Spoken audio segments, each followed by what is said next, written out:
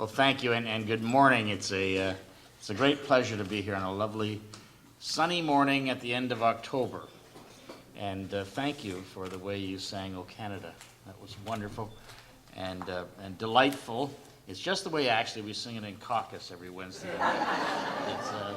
Although you sing it much better than a bunch of guys and women do in Ottawa. But it is a great pleasure to be here. It's joyous. I was educated by the Jesuits, and so I actually know what that audax et fidelis means. I didn't need the translation of courageous and faithful, but it is important in our tradition, in our great country of Canada, to remember important people, and one of those was Senator O'Connor.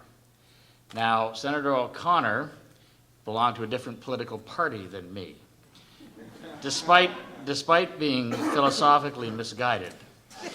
I have supported this great cause, and this great cause has been advanced by a number of people who are in this room, and I congratulate them for it. This would not have happened, I can tell you, without the support of your counselor, Denzel Minnan-Wong, who is right here, and thank you and congratulations. Let's hear it for you.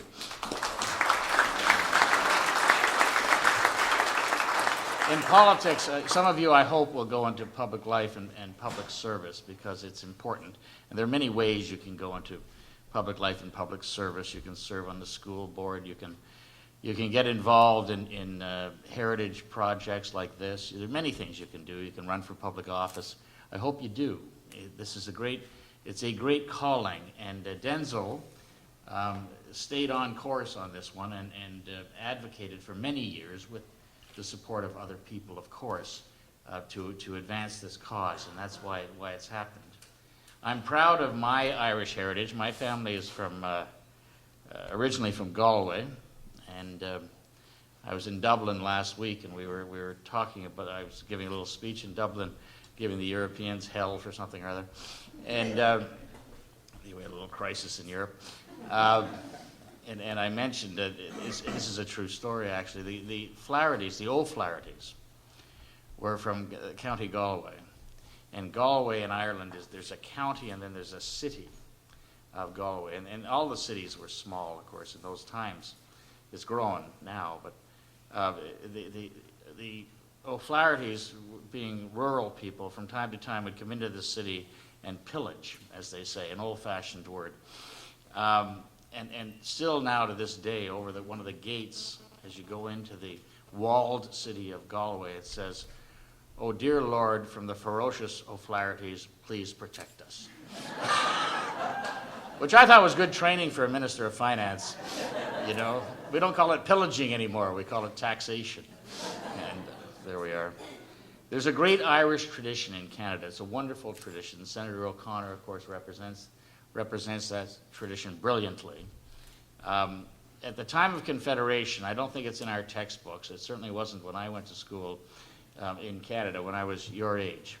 But my eldest brother is an historian and a professor of history. And he assures me that in 1867, when this country was created, the two largest ethnic groups were not the English and the French, but the Irish and the French. And that's an important historical fact that is overlooked in some of our textbooks. I want to thank everyone for this creation. You know, we have had a bit of a renaissance in respect for the Irish tradition in Canada. Ireland Park now exists right down at the harbor at the foot of Bathurst Street in Toronto.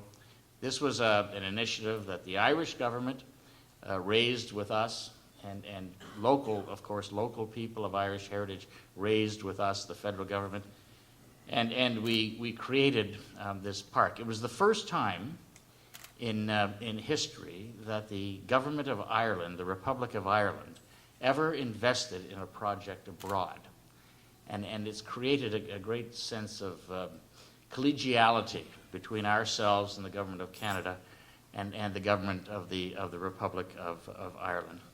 So all of these things are good. It helps establish our tradition. It preserves Canadian heritage. You can be very proud to live in the best country in the world. Thank you very much.